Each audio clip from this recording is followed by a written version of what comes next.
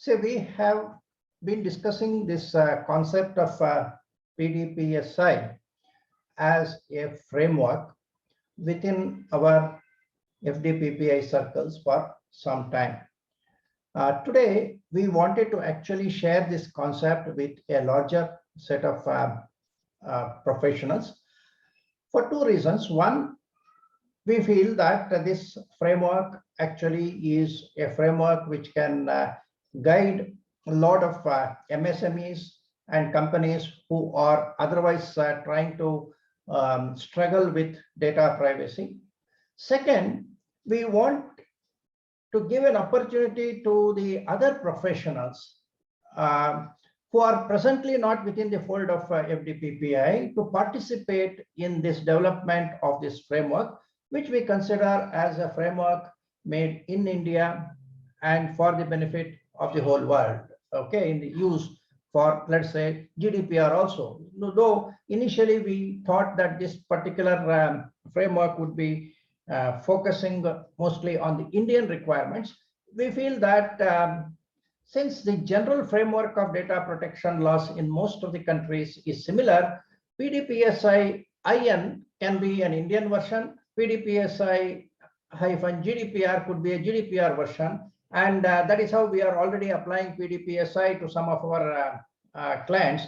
So we thought that we need to discuss this with a larger group of professionals, many of whom might have been earlier certified for CIPPE or some other certifications, who would have studied the GDPR in depth, but would not have had opportunity to study the Indian laws. Of course, a lot of people think that India doesn't have a data protection law as of now, and the personal data protection bill is anyway getting delayed. Now at least before December it cannot come, and even if it is passed, there will be, of course, some time provided for the organizations to actually be compliant over a period of time of, say, at least 1 year or so. However, it is our observation that currently we have a law which is called Information Technology Act 2000, and that has got section 43A, which applies to body corporates processing sensitive personal information. It also has got a section called 72A, which is applicable for personal information, that is that which is not classified as non-sensitive information, personal information. Now, it is not only that section 43A of Information Technology Act has got something in it for data protection. There is a reasonable security practice notification which the government has given. Recently, they have actually enhanced it through a notification under section 79A for digital media and the intermediaries. So therefore, through the main act under section 43A, 72A, maybe also you can add section 67C and 69, 69A, etc. Adding to that the notifications under section 43A, reasonable security practices, 79A for due diligence, and so on, we today have a framework of laws applicable to companies who are processing personal information, and failing which, if they don't follow what has been stated in the law, there could be, first of all, criminal consequences, because Information Technology Act has got several criminal consequences. But apart from that, there is the certain which can impose fines. There is the adjudicator who can impose civil liabilities. So in a way, Information Technology Act, though it does not define itself as a data protection law, it does have some provisions of data protection. And when the Personal Data Protection Bill 2019 gets passed, we are expecting that section 43A of Information Technology Act will be dropped, and in its place, the whole new act will sit. And there will be a separate regulator. So it will be more efficient in terms of implementation, but it is a seamless continuation of the current law.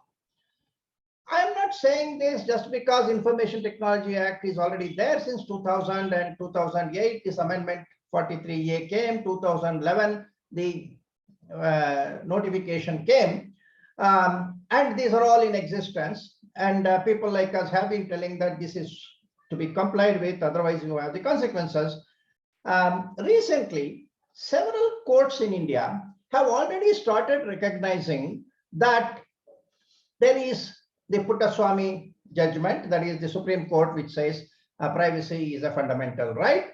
And the courts have gone further to quote from this PDPB 2019, that is this bill, Personal Data Protection Bill 2019, certain provisions, particularly to data deletion requests, what is called right to forget, and so on, as if they become, these provisions of this bill becomes a due diligence under section 43A and 79 and 79A of the Information Technology Act.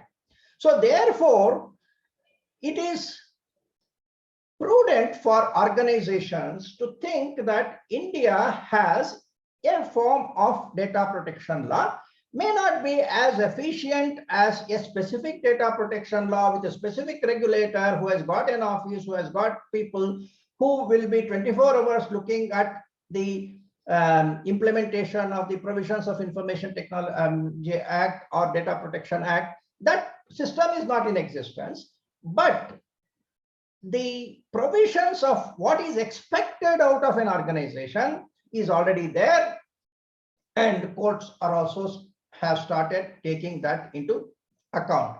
This is the background under which we in FDPPI have started looking at this particular requirement of a framework as a necessity for the marketplace, which consists of many small MSMEs and others who are equally affected by a law of this nature.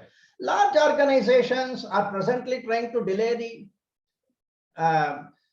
passing of the particular law, and even when the law comes, they may have their own strength to fight in courts of law, like what Twitters and others are doing right now. Anything which the government does, immediately they go to the court, bring a stay. So this facility is available to the larger organizations, but smaller organizations will always find it difficult to remain non-compliant and face the wrath of the law. So we felt that it was our duty in FDPPI to look at what can be done for these MSMEs. And that is why we looked upon this PDPSI as a framework. And this framework is actually designed for compliance. Okay, I will explain this a little more, and you can perhaps then look at how PDPSI is different from other known laws. Now, before we go into it, let me very briefly talk about FDPPI as an organization for those of you who may not be our members, just to give you an idea of what is this Foundation of Data Protection Professionals in India. This is a Section 8 company. When we say Section 8 company under the Companies Act, it is a not-for-profit company. It is registered as a private limited company. It was established in 2018, actually immediately after the GDPR became a sort of a threat to the Indian companies. Then, of course, it was necessary to cover the rest of the regulations. So it was prompted, actually, you can say, by the emergence of GDPR, because GDPR brought with it a risk. What was the risk? The risk was that in case of non-compliance, it talked about 4% of the global turnover as the upper limit up to which a fine can be imposed. Of course, today we are seeing that being imposed on Facebook and Twitter and other things, not on Indian companies. But anyway, the understanding was that GDPR could have some extraterritorial implications if any Indian company is working in the capacity of a data controller and trying to do its business in any of the EU countries, then it would be directly exposed to the GDPR, and therefore this so-called 4% threat. Now, there are many companies in India who are not data controllers, who are only data processors, who actually process personal data under a contract with the data controller. And if the data controller happens to be from EU, normally he will be entering into a contract in which there could be a sort of an indemnity also, in which the data processor in India could be held liable for whatever losses the EU GDPR authorities would impose on the controller. Therefore, this 4% continued to be a threat even for Indian data processors. So this was the reason why we thought that there is need for doing something in India to protect the data protection or data processing industry. This organization FDPPI is actually created by individual data protection professionals like you and me. It is not actually supported directly by the government or by any large corporate entity. And it was designed by choice. Okay, unlike an organization like DSCI, which is promoted by NASSCOM, or maybe some other organizations may come later on, which the Ministry of Information Technology Act may promote. FDPPI is neither promoted by large industrial organizations nor by the government, but it is an organization by data protection professionals for the benefit of the data protection domain or the industry. Of course, it is the data protection professionals who know more about it. Therefore, it is ideal that they do come together and formulate this particular entity. Now, it is supported by about 45 members who are called supporting members. The supporting members, most of them could be MSMEs. In fact, all 45, I can say, are MSMEs. So if anybody from MSME is looking at FDPPI as an organization, it is already a federation of MSMEs. These 45 supporting members actually do business in association with FDPPI and actually create a revenue stream for FDPPI by way of a royalty or sharing of the revenue. So they are the pillars of FDPPI today for its existence and going into the future. There are about 95 other foundation members and another 61 members who are called basic members. So about 200 people today support FDPPI various activities. It is funded by the member contributions and augmented by income generated out of its activities, which one of the important activities is the certification process. For corporate governance, it is managed by a board of 2 directors because it's a private limited company. And we are also creating a national governance council. In fact, as I speak, an election process is on in FDPPI, and we will be having a national governing council, which will focus on the activities which may come up in the coming days.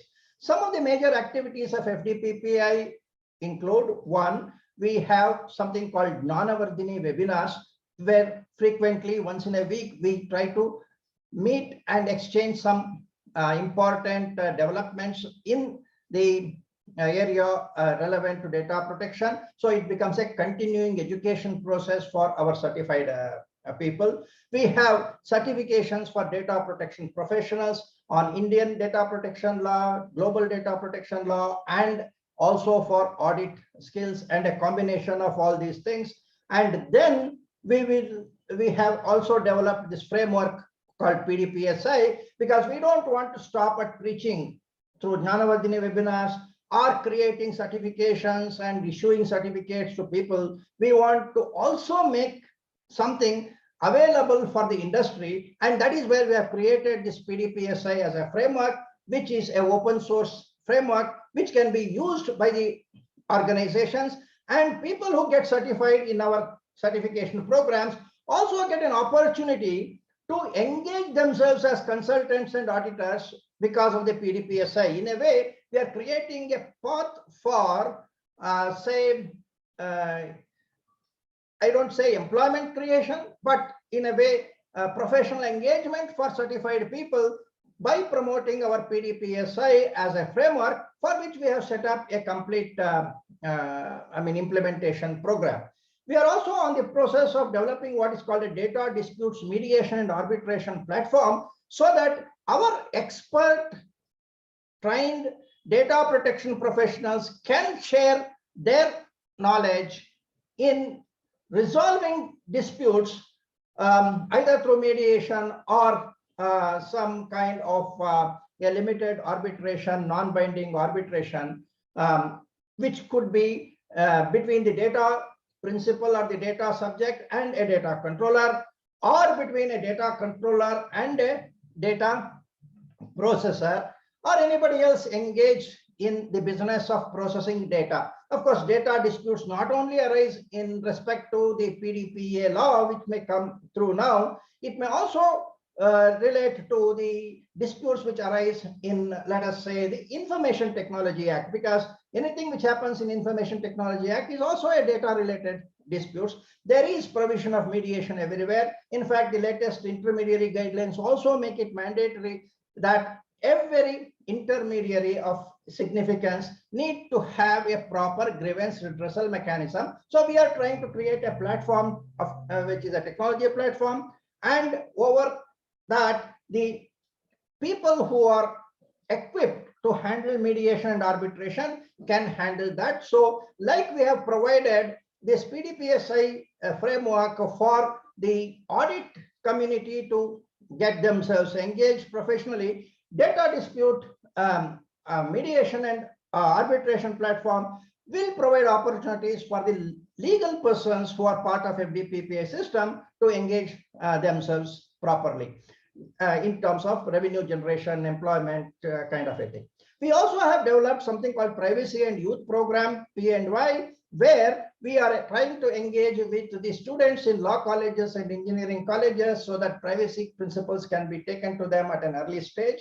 We may be developing student chapters and that kind of a thing. So while the rest of the activities of FDPPA were devoted to professionals, PNY is devoted to the student community. We also have what is called a Data Protection Journal of India. Once in a quarter, we are publishing that, which becomes an arm for further reaching out with the industry with information. Last year, we also conducted what was called an India Data Protection Summit, IDPS 2020. And this year, we are again planning to do it in 2021, November 18th, 19th, and 20th, which is another, it was a virtual webinar last time. This time also we'll have a virtual webinar, so that FDPPI is coming up as the organization to look forward to for anything related to data. That's why we say, think data, think FDPPI. Now, this particular program we conceived because PDPSI is a framework which is developed by data protection professionals who have their own concerns, their own experience in managing the data protection responsibilities. Now, I am making a small distinction between data protection professionals and IS professionals. So I am saying PDPSI framework is developed by data protection professionals, not IS professionals, not the regulators. Though, of course, what we develop should have the approval of both the IS professionals and regulators. They are all part of the system, but the basic development has been done by the data protection professionals who have been thinking on what is this privacy, what is this data protection, why is that the human rights concept of privacy is coming as a corporate responsibility. I am only an IT company, I am doing something for profit. Now, who is that who is trying to tell me that when you process data, please ensure that you protect the privacy of the citizens? I am saying that privacy protection is that of the government. Why are you hoisting that responsibility to the corporate entity? So those people who are perturbed by this kind of an imposition of privacy protection through data protection, we are the persons who have come together and developed this framework so that we would like to be compliant with the law without unnecessarily complicating the business process.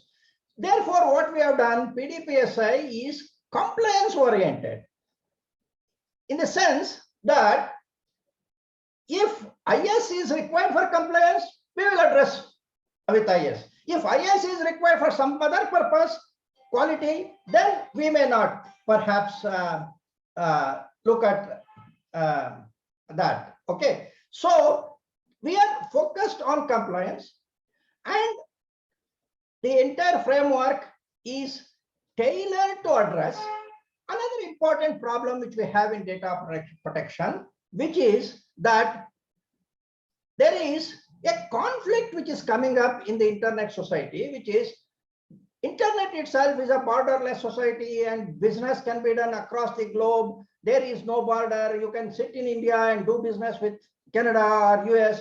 All that is fine. In fact, this is how we were promoting e-commerce for a long time. Now, suddenly what is happening is every country wants to come up with a law called the data protection law in their country. And as of today, about 130 countries are having a law.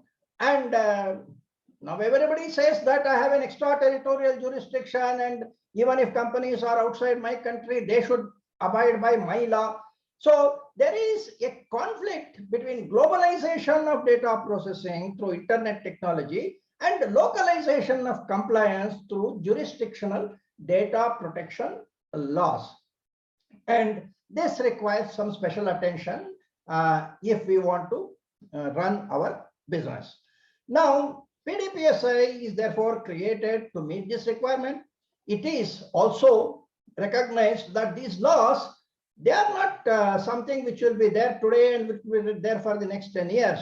It keeps on changing. There is a dynamic change which is occurring in the entire world. So what is sensitive personal information today may not be so tomorrow. What is sensitive personal information in India may not be so in UK. So there is difference in these laws between different countries and at different points of time. So we have made PDPSI also as reasonably flexible. Okay, and implementation also should be a little less expensive than otherwise. I don't say we can bring it down to zero, because professionals have to make a living out of providing their professional expertise. So professional fees and other things will be involved in the implementation, but still we would like to make it less expensive for the organizations, and to some extent make the standard as open as possible, in the sense that if an organization wants to know what is that you expect in PDPSI, you please tell me. I will have my own professionals doing that. We want to make that information available. We don't want to say that the standard is a closed standard. We have got an IPR. Nobody can read my standard unless you pay me $100 kind of a thing. That is not our approach. Then we are trying to build this PDPSI as a futuristic framework, looking at what is required in the coming days and evolving. See, in India, we have seen recently Zomato made a public issue. Now, it got a fantastic response from the market. It is today valued at $1 billion or something like that. And we are going to have a policy bazaar coming on the IPO scene. We will be having Paytm coming on the IPO scene. Now, when you look at these companies, you will all realize that the strength of these companies is that they are processing information. Most of it is personal information, and they are monetizing this personal information in a particular way. And that is what the investors in the stock market are recognizing as something good and putting their money into it. Now, when we are looking at PDPSI as a framework, we should look at all these possibilities, that how data is being treated by a company, by the investors, and ensure that we are not in conflict with any of these things. Okay, so monetization, if it is required, we would like that monetization to be done in a manner in which it will not adversely affect the privacy of an individual.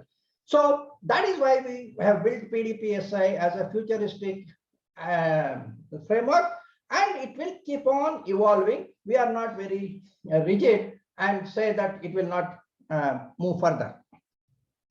Now, in developing this kind of a framework, we want the participation of all professionals so that it is acceptable to all the stakeholders. When we say stakeholders in privacy, we have got one, the privacy conscious individuals themselves. We have got privacy activists who normally go to the Supreme Court from time to time and question whether intermediary guidelines is to be accepted or not. Nobody is questioning the actual law, but they say that no, this should not have come as a guideline, it should have come as a law, something like that. Basically, they are all trying to put spokes in the working of the government in bringing something new. So there are such privacy activists. We have to recognize that they also have a role to play in the democratic society. We have got business which has to survive. You cannot kill the business by saying you cannot process any personal information because privacy will be adversely affected. We also have the government which is concerned about security, because of which it has to have its own surveillance. We need to have CCTVs to actually crack crimes. So we need to develop this framework which is acceptable to all these stakeholders so that compliance becomes something which is available without pain. So compliance without pain is our goal, because unless the stakeholders accept the framework, then there will be always difficulty in the sense that if you have a very strong regulatory implementation, you have got 4% penalty, some policeman is standing there with a lathi, then only if we have compliance, then that is not the ideal way we have to develop compliance. Compliance should be voluntary, and if it has to be voluntary, people should feel the benefit out of it, and it should not impose unnecessary pain on the implementing agency. So we feel that PDPSI tries to address all these things so that we will develop PDPSI in such a manner that we can understand the process, adopt it, improve it if possible, and establish PDPSI as a made in India for the globe kind of a service. This is the objective of this particular seminar. I would request all of you to please wait until the last and the closure of our presentation, because we have some important announcements to make. I will do it at the end of the program. Now, as I was telling, PDPSI is a mitigation control for a kind of threat. I am calling this 4% plus fine in data protection laws as a threat. Why it's a threat? It is an existential threat for an organization. Okay. Now, if there is a data processor in India who is processing data for a EU client, he signs a standard contractual clause with an indemnity, and suddenly, because of some reasons, okay, which of course the law has to attribute it to the negligence on the part of the processor. Let us say there is a administrative fine which is imposed on the data controller, and he raises a sort of a claim on you. Then your company has to freeze at least to even fight that particular fine. So I look at this penalty in terms of administrative fines, which is 4% in EU GDPR. Some countries are talking of 5%. Singapore once talked about 10%, but then I think they removed that clause. But there is a thought process amongst regulators that having a huge fine, $800 million on Amazon, okay, then everybody will take notice of that. $200 million. Now Facebook or WhatsApp, so Google, these are all the companies which have been facing hundreds of millions of US dollars fine. In fact, in one of the cases, I have pointed out that the entire fine on the company actually adds to the GDP of that country itself, because the fine value is so high that it adds to the GDP of the total revenue of the whole country. So many times when there is a very heavy punishment, it becomes an incentive for supervisory authorities to actually impose it. And that is why I consider it as a threat for the management. If I am the CEO, I am the CFO, I am definitely looking at the possibility of a large fine as a threat. I may have to change my capital adequacy. I may have to bring in additional revenue just because I want to do data processing business. Then I have to sign an indemnity for say $100 million. I have to take a cyber insurance covering a large amount. So my financial position will have to be tuned to this requirement. So it is a risk I have to mitigate. PDPSI is the mitigation tool. You may have 114 controls for mitigating ISMS related risk, but PDPSI as a totality is one tool or one control in which you have to mitigate this 4% fine risk, which may arise out of many other sub reasons. Now, before we go further, we need to distinguish between the terminology which we have been using, ISMS in the ISO standards, PIMS, DPMS, and now we are talking in PDPSI in terms of what is called PDPCMS. I will briefly tell you, if you understand this, probably you will understand the logic of why we are talking of PDPSI as something which is different from the existing frameworks. Now, these different frameworks which are in existence, of course, one of the oldest is, of course, the ISO 27001, which is a framework for information security management system, how best to do it. There is a detailed guideline, very well drafted, fine, that is there. Then we have this ISO 27701, which talks about PIMS, personal information management system. A company should have a personal information management system. It should follow a certain standard.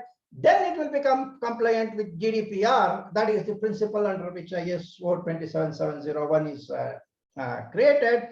Very recently in India, we had this IS 17428 released by the Bureau of Indian Standards. They spoke about DPMS, which is Data Protection Management System, and which was somewhat similar to PIMS, but they called it as DPMS. Now, before this IS 17428 came, of course, we had this PDPCMS coming under the PDPSI. In PDPCMS, we are talking of Personal Data Protection Compliance Management System. See, we are not trying to take the lofty, kind of a goal, saying that I am going to protect the privacy of 130 crore Indians. Now, a PIMS should protect 130 crore Indians' privacy as suggested by Puttaswamy judgment of the Supreme Court. But I know as a company, I am not the person who is expected to do that. I am not the person who is capable of protecting the privacy of 130 crore Indians. But what I can do is that if the government makes a law, then I will remain compliant with that. Now, how the law enables protection of privacy, that is something which the government has to do. So the JPC has to talk about that. Let them come up with a law. I will focus more on the compliance of the law. That is what is within my hands. Okay, that is why we called it as a Personal Data Protection Compliance Management System. So I am putting a compliance management system in my organization, and I am trying to see what is the law to which I have to comply with. Is it the Indian law? If I am collecting information, personal information in India, I have to comply with Indian law. If I am collecting information from a EU region, I have to be compliant with the GDPR law. If I am collecting information from Singapore, I have to collect information, look at Singapore PDPA. So whichever is the law, I want a compliance management system which is clearly meant for compliance of a particular law. So we wanted to bring that focus. So therefore, we didn't want to call this just a personal information management or data management system, but we wanted to call it as a PDPCMS. Okay, maybe we are restricting the whole canvas, but this focus is necessary because this is what is practicable and this is what we can do. If the government asks me what is that you are doing, I am saying I am developing a compliance management system, which is required for compliance.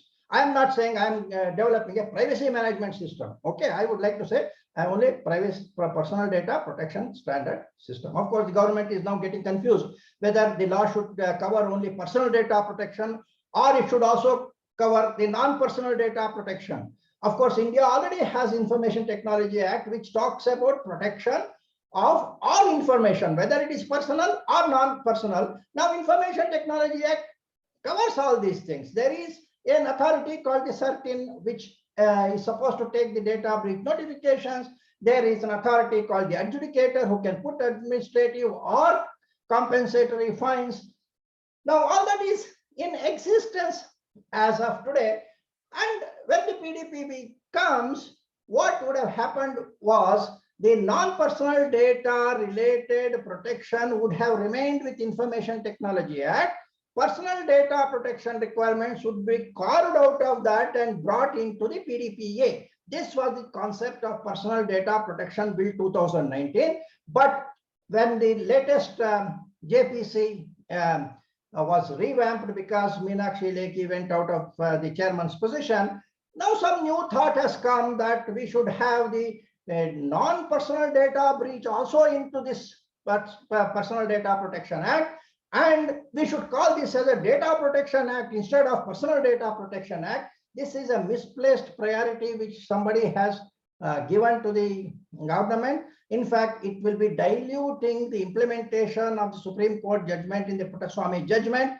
Earlier, PDPB was focusing on personal data protection, which was what the Puttaswamy judgment wanted. Now, if you are saying that, okay, we are adding personal and non-personal data, then next question will be, why do you want this new act? You can as well cover it under the Information Technology Act. You put whatever you want, thinking of doing in the Personal Data Protection Bill as a chapter in Information Technology Act and say this is applicable to personal data, then you don't require a new act at all. So I feel the government is not doing the right thing by diluting the PDPB, by introducing combining the non-personal data protection into this. And earlier, we also thought of a legislation called Non-Personal Data Governance Act, for which the Chris Gopalakrishna committee gave its recommendation, which will come in after 3-4 years. So we were expecting that there will be ITA 2000 handling non-personal data protection requirements, PDPA, which will be having now personal data protection issues, and Non-Personal Data Governance Act, which will talk about monetization of non-personal data. So 3 legislations to handle data protection. Now, what may happen is some functions of the CERT-In for data breach notification and follow-up is now getting transferred to DPA. So there is going to be a mix-up of multiple kind of laws. But anyway, that is not relevant for us in developing the framework, because when we develop the framework, we are not only developing the framework for protecting the personal data, but maybe we will also be looking at non-personal data in a different way, or at least cover whatever the act is going to say about non-personal data. Now, if you look at the other frameworks, you look at this IS 428, which consists of part 1, which is said as requirements, and part 2, which is said as optional implementation specifications. But IS 428 has to be supplemented with ISO 27001 or its equivalent. So which means that you cannot have IS 4728 as a certifiable audit, nor even as something which is a standalone system, unless you add ISO 27001 along with this 27002 controls. Without that, IS 428 is incomplete. This was recognized very well in IS 27701, and in fact, the IS 27701 was presented as an extension of IS 27001 and 2, and it added the PIMS related additional specifications into the 27001-2 format. Now, IS 17428 also has a similar approach, but it is not so transparent as 27701. It would have been better if it had also stated that IS 17428 has to be implemented along with ISO 27001. Of course, it is otherwise anyway not certifiable, so it is a guideline which people can look at. Now, if you look at HIPAA, now HIPAA consists of something called a privacy rule, something called a security rule. Okay, HIPAA is one of the oldest of the regulations which have been clearly defined, and there is a maturity in the particular implementation. So sometimes we find that is more convenient to refer to the HIPAA regulations. Now, in the case of HIPAA, both the privacy rule as well as the security rule is part of the legislation. So it is altogether a standard. Of course, the implementation specifications is further divided into required specifications and addressable specifications, which gives some kind of an option to the organization. But still, HIPAA is a totality of privacy and security requirements in one single law. There is no separate 27002 kind of a thing. It is all integrated into the HIPAA and extended with the High-Tech Act. Now, NIST is another privacy framework which has been developed in USA for implementation of the government privacy in government organizations. In India, DSCI has also developed some frameworks. These are for different objectives, not specifically directed to any particular law or regulations. Perhaps they look at the loftier objectives of protecting the privacy of larger sections, like 130 crore Indians need to be protected for privacy. Therefore, I will have a framework which is done for that purpose. So their objectives may be different.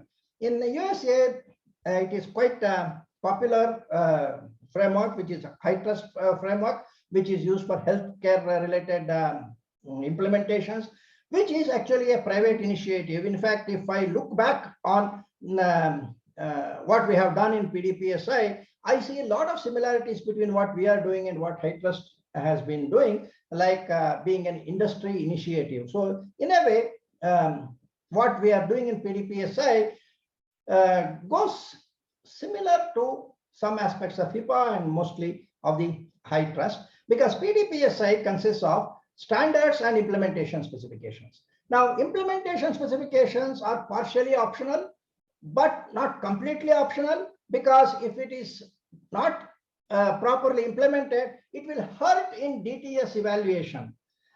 The reason is PDPSI integrates DTS with the framework, in the sense that when you do an assessment for PDPSI, you automatically arrive at the DTS. DTS is the data trust score, which the Indian law has prescribed as a measurable unit for the compliance of a particular organization. So PDPSI is integrated with the DTS. So when the optional implementation specifications are left out, it will hurt in the DTS.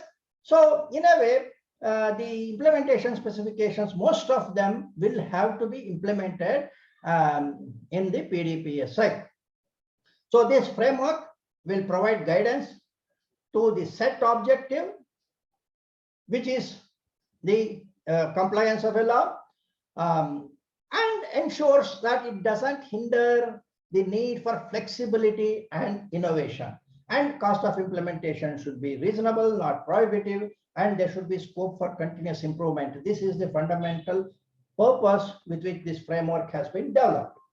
Now, why did we develop PDPSI for compliance in a different manner? Say 27701 and 17428 are an extension of the 27001. It is fine, it works well, no problem. Okay, but PDPSI is designed as a standalone set of compliance. So when I am putting the PDPSI framework, I don't have to look at the back of about ISO 27001 or similar these things, but I can customize it with regular regulation specific controls with a foundation set which satisfies most of the privacy principles, but certain extensions which are specific to the different laws. That is how we have constructed PDPSI. Now, the PDPSI consists of these basic requirements plus optional implementation guidelines, which is what we call as implementation specifications, which are designed within the broad outlines of these standards. Then the interpretation of these guidelines will obviously be based on the target law. So who is a minor under PDPSI? It depends on which law you are talking of. Minor under Indian law may be 18, minor under Sweden law may be different. So Similarly, sensitive personal information in India, financial information may be sensitive. In UK, it may not be so. So, interpretation of the implementation guidelines will depend upon the specific law. So, within this, we have got about 12 standards and 50 implementation specifications. The implementation specifications are presented as model implementation specifications along with the standards.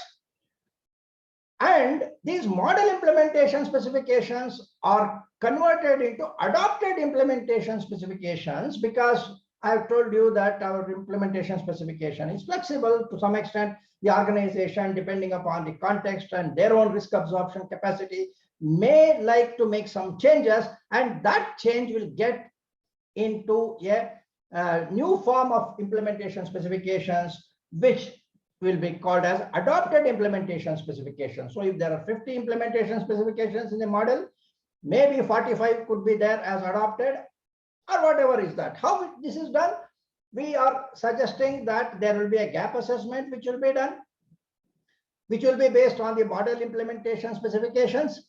Then the organization, the top management will look at the gap assessment, will look at the risks, and look at the mitigation costs, and then decide what is its risk policy in terms of absorption, avoidance, or transfer, and then decide that I am going to make some adaptations. Then they will create a document called the deviation justification document, with which it will tell the consultant or the auditor that you have come up with this gap assessment, it is fine. These are my risk management policies. These are what I am going to implement. So please look at this as what I call as the implementation charter for my organization. I will tell my DPO to implement this charter.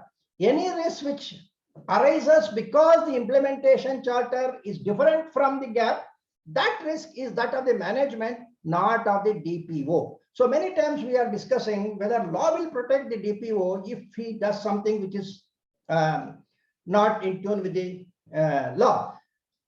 Here in PDPSI, what happens is the DPO is responsible for implementing what his management tells him through the implementation charter.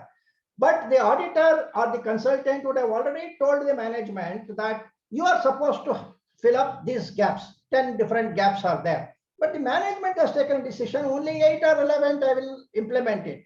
Then the risk of that 2, which is not implemented, is not with the DPO, it is with the management. That is what is the difference we create in making the implementation charter.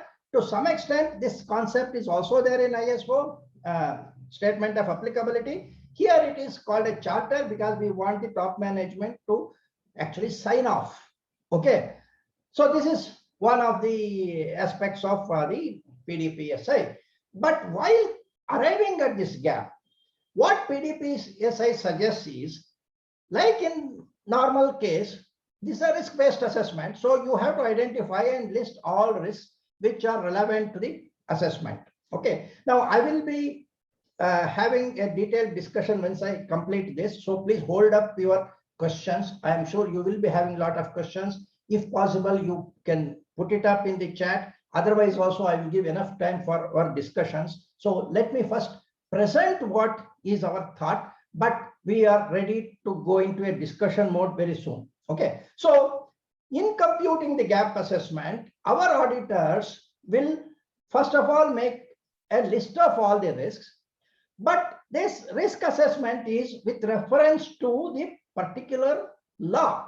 It is not with reference to anything other than the respective privacy law. So the person who is looking at the risk, so for example, what does the Indian privacy law says that the data principal or the data subject, as you may otherwise call, he has got some rights. One of the rights is that he is giving his personal information to you with a certain specific permissions. You are supposed to process it only within those permissions. If you don't do that, and if you exceed that permissions, then you are likely to cause a harm to the person. So when we identify the risk, what we are identifying is the risk of harm that may be caused to a data principal because of not following the permissions as agreed to between the data principal and the organization, which is the consent contract. So that is the focus which has to be brought into the risk. With that, you have a list.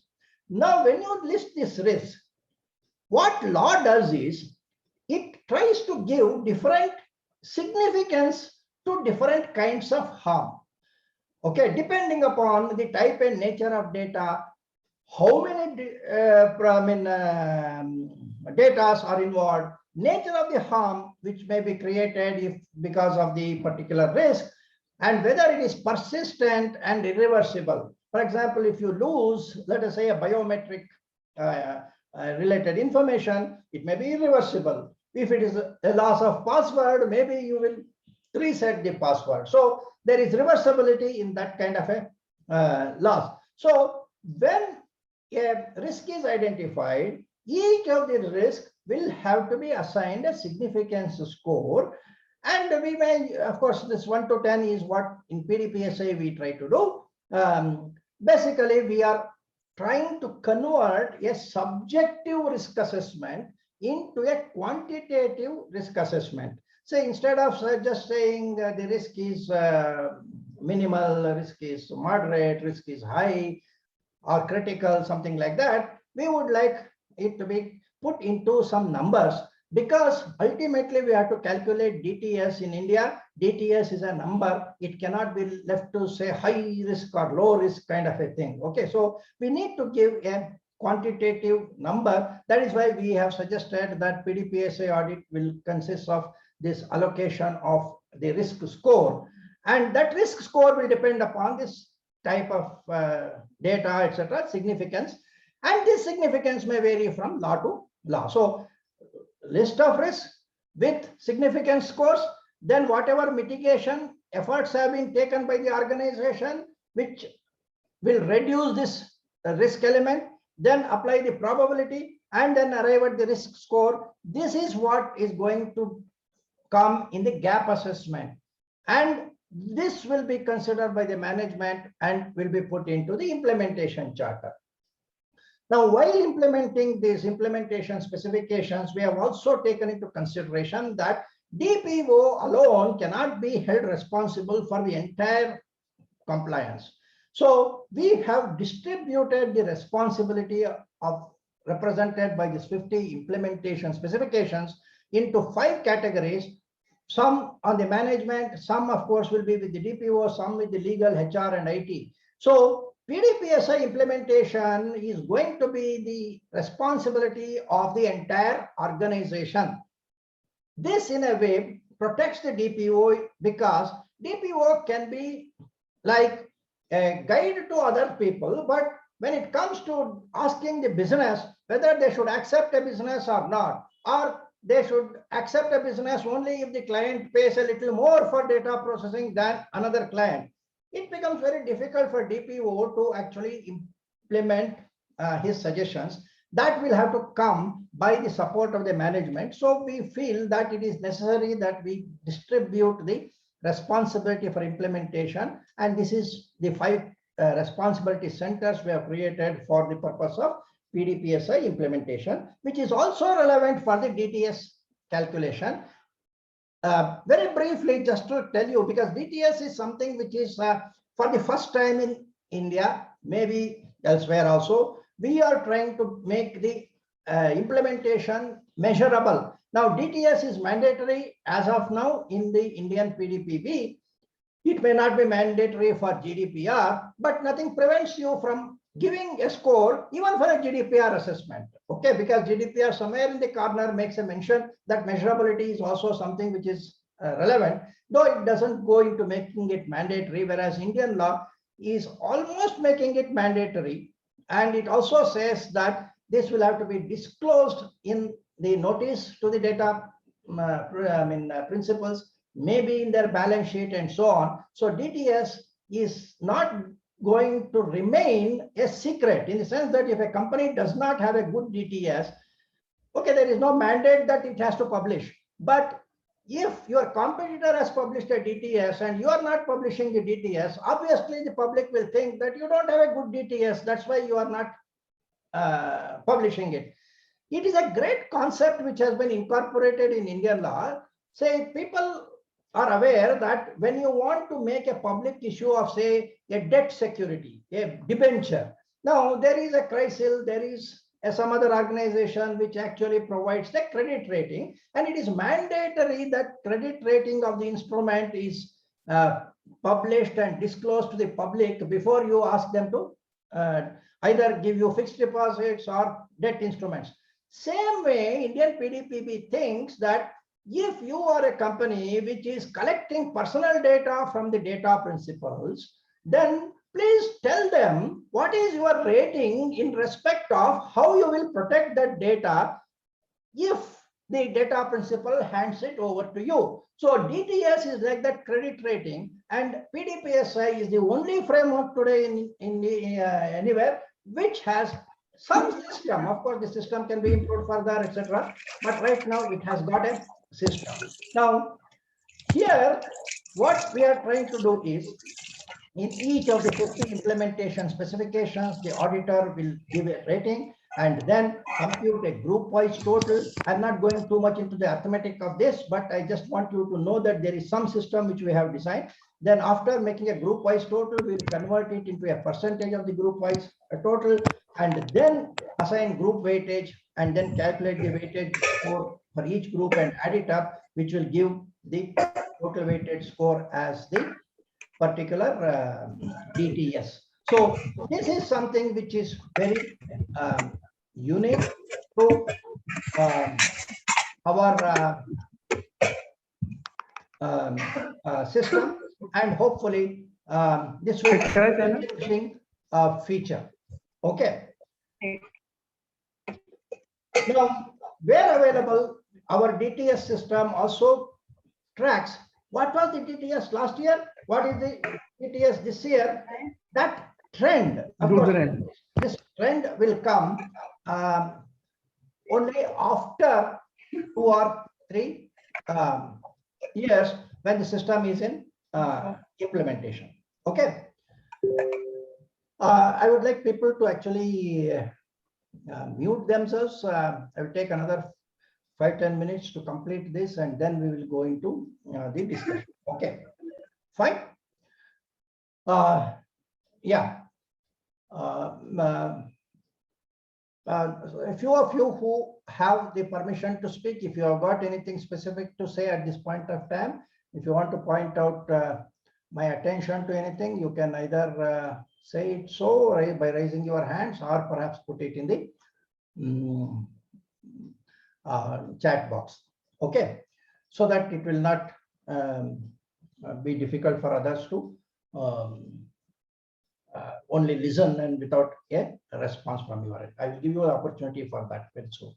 Okay, now the certification system, why I want to tell about the certification system is FDPP has already thought through the implementation of the certification system. We have created some accredited certification bodies, which are some kind of organizations, and these are the organizations which will be dealing with the auditing organization and conducting the audits. FDPP will be the main sponsoring agency. There will be auditors and consultants. Auditors are mandatory for a particular audit. Consultants can separately provide consultancy to the auditee. And if the company does not want to go to certification, they can very well implement the PDPSI framework for themselves. If they want, they can use the services of a consultant. Otherwise, they can do it themselves. If there's a good DPO who can read through this, whatever is the standard, he can perhaps implement it himself. If necessary, you take a consultant. Only if you feel it is necessary to get it further certified by an auditor, then get it certified. And the auditors will operate through the accredited certification body, so that the certificates are issued by the certification bodies. Then before the certification is issued, the auditing organization will also be giving a feedback to FDPPI along with the consent or refusal for the publication of the DTS. The auditor will give his DTS whether you like it or not, and you can just bury it if you don't like it. But we will ask you whether it can be published. If you agree, it will be published in a database, otherwise it will not be published. But we don't know, as we go forward, the DTS publication and disclosure may even become mandatory, particularly for significant data fiduciaries. So this is a system which we have developed. So FDPPA accredits the certification body markets its service to the auditing organizations, and accredited body is assisted by a certified consultant and a lead auditor, and auditor conducts the audit and issues the report with DTS evaluation. Auditing organization provides a feedback to FDPPI, and FDPPI, if necessary, may go for re-audit if it feels it is necessary. FDPPI registers the audit with or without DTS, and DTS may be disclosed by the organization if permission is granted. FDPPI will also disclose it. This is a certification system which we have developed. At present, 9 certification bodies have been accredited. 4 are from Bangalore, 3 are from Mumbai, 1 each from Delhi, Sonipat, and in Haryana. And there are 25 certified auditors and 10 consultants who have been certified so far. About another 135 persons are in different stages of certification. And some of the certified professionals, of course, are employed, so their services are not available except to their organization, but there are many others who can provide these services to third-party organizations. Okay, so this is the background. Now I will have to give you the essence of the 12 standards, and then I will not be discussing the implementation specifications in detail today. I will answer the questions which are there separately. Okay. Now, let me just tell you how these 12 standards actually look different from what you might have otherwise seen. The first standard is that compliance plan shall be based on specified law applied on an identified compliance entity. What we mean here is, one is a PDP CMS system. So it is only directed to a particular law. It may be a GDPR, it may be a Singapore PDPA, or it may be Indian PDPA. So it is directed towards specified law. And within each organization, we are giving the option that you can create a compliance entity. This compliance entity is not going to be a branch in Bangalore, branch in Delhi, or something like that on location basis.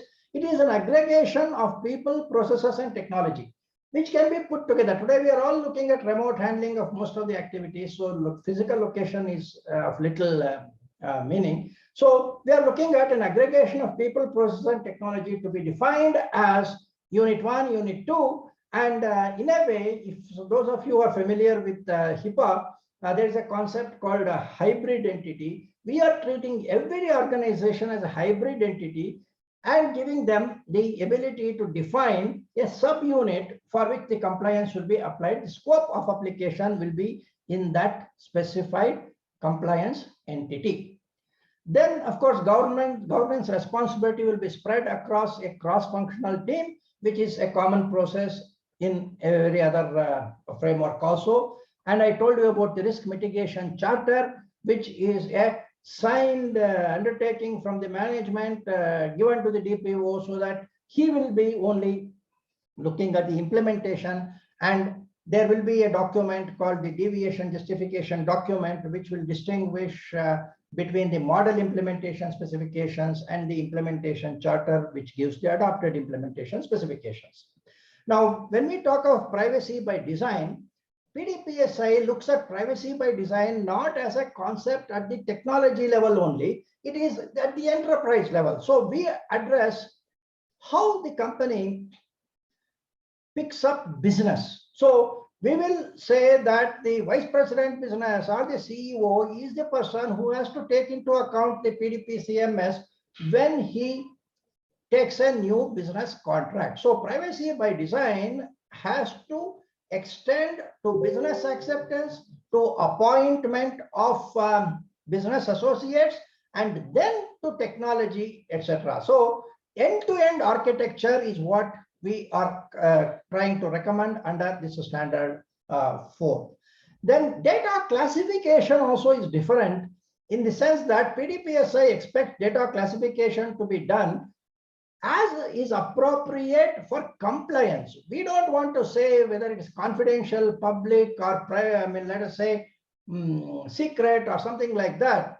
We are looking at classification which is personal, non-sensitive, sensitive personal, critical, if PDPA talks something about critical information, and any other classification like minors, employees. The employees' privacy is totally different. So classification will have to look at the requirements of compliance and then distinguish different sets of personal data. So that is one of the things which we are trying to suggest. The other very unique suggestion of PDPSI is that the responsibility for implementation should be distributed on the basis of proximity to the process. Say one kind of distribution, I already told you that the DPO actually has the support of this cross-functional data protection committee, so that the responsibility is shared by the management, legal, HR, etc., who are all part of the data protection committee.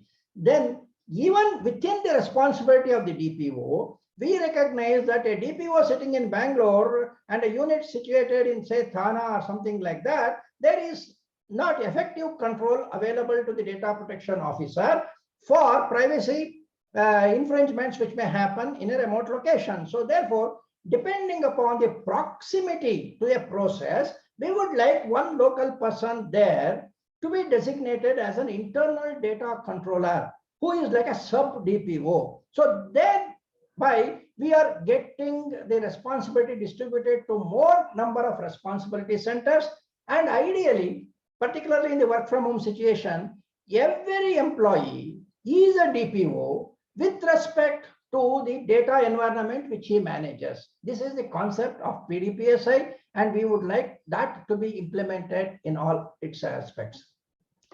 Communication is established as an important criteria. When we talk of communication, we are not only talking of data breach related communications to the media, etc., should be done only by one XYZ, only after the initial audit is done, etc. That is commonplace. We are also talking about how the management communicates with its employees. For example, knowledge distribution, if it is there, or say, how do we bring about the harmony between the CISO and the DPO and the CIO and the CCO and so on? How do we communicate between them? So internal and external communication should be a management responsibility, part of the PDPSI. This also includes communication to the regulatory authorities. How do we follow up what is happening in the regulatory system? So it is not a pure PR. There is public relations officer is there in most of the companies, but here we are talking of a management of communication relevant to more efficient data protection management within the organization. And that is a part of the standard, and we expect the companies to develop proper systems for that. Then as far as the technical controls are there, we are combining most of the technical controls in this standard implementation specifications. We have got 30 different implementation specifications. This one standard will cover everything which ISO 27001 and 2 will have to do. Similarly, standard number 9 talks about all kinds of policy controls which will be required. So technical controls are covered by standard 8. Policy controls are covered by standard 9, and then standard 10 covers all the HR related activities of bringing about a compliance culture as part of standard 10. Of course, the details will be there in the implementation specifications. Then documentation like this record of processing, etc. And in India, you have to have a privacy by design policy document. It is not enough if in India you have a privacy by design. You should put it into a policy document. So appropriate measures amenable for incorporating certification processes is a standard which has to again determine what kind of documentation is required under each law. If it's a DIFC law, what kind of documentation is required? If it is Singapore law, what is required? The last standard is about the measurability. That is where DTS will come. So to enable measurability, whatever documentation is expected will be required to be met by the organization. So these are the 12 standards which PDPSI has indicated. Within these 12 standards, there are 50 implementation specifications. As I told you, it is optional and it is distributed to the 5 responsibility divisions: management, DPO, legal, HR, and IT. And the details, of course, will be discussed in a detailed training program. But just to give you an idea of what this contains, when we talk of management, there are 15 implementation specifications. It contains something like the data protection committee constitution, designation of the DPO, issuing a risk mitigation charter, whistleblower system to be appropriately designated. We call it as augmented whistleblower because we do something more than, expect something more than the normal whistleblower system. Data audits, data valuation, we say that it is a necessity for PDPSI because we feel that visibility of the data as an asset in an organization in its financial statement is an important requirement to bring about the security implementation by the entire organization. If the CEO himself does not know that I have got 100 crore worth of data, how will he allocate the budget for the DPO or for the security systems? So therefore, visibility is considered a necessity for the data protection, and therefore we have brought data valuation and accounting as a part of the implementation specification. Senior executive development, communication management, use of anonymization, pseudonymization, distributed responsibility, disclosure of data by a policy, privacy by design, business acceptance and associate approval, regulatory agency relationship. These are implementation specifications which detail what needs to be done, and this responsibility lies with the management. DPO has his own responsibilities: development of the privacy policy, the notices, profiling policy. We expect a different policy to identify what is how the company does profiling of individuals, legitimate interest policy, how we manage the rights, data breach, cross-border transfer, internal audit, documentation. These are all the responsibilities of the DPO. Legal will take care of contract and grievance redressal policy. HR will take care of employment-related policies, augmented HR policy, asset responsibility to which has to be given to the individuals, work from home policy. Then comes about 30 implementation specifications which cover the IT department, which will include record of processing, classification, legacy, personal data, how it has to be handled, unstructured personal data, how it has to be handled, data destruction policy, personal data centralization policy, plus various other issues. Okay, so these are some of the implementation specifications which we have incorporated in this PDPSI. As I told you, we will discuss this later on in a training program. Just to map it with other things, in IS 17428, there are about 27 requirements in part 1, which are fully covered by the 12 standards of PDPSI. PDPSI also covers 21 more points than what is covered under IS 17428 part 2 through the 50 implementation specifications. Some of these things could have been covered in 27001, but since it is not directly in 17428, it has been mentioned here as additional things. We have a separate mapping of these things. Then what is not covered by IS 17428 includes this data evaluation, senior executive development, communication management, distributed responsibility, legitimate interest, cross-border transfer, employee privacy management, augmented HR policy, then asset responsibility. Some of these things might not have been directly covered under the either the IS document or under the ISO document. So we feel that these are additional to that. Then if you look at DSA framework, all the privacy principles which they have considered are covered by the various standards.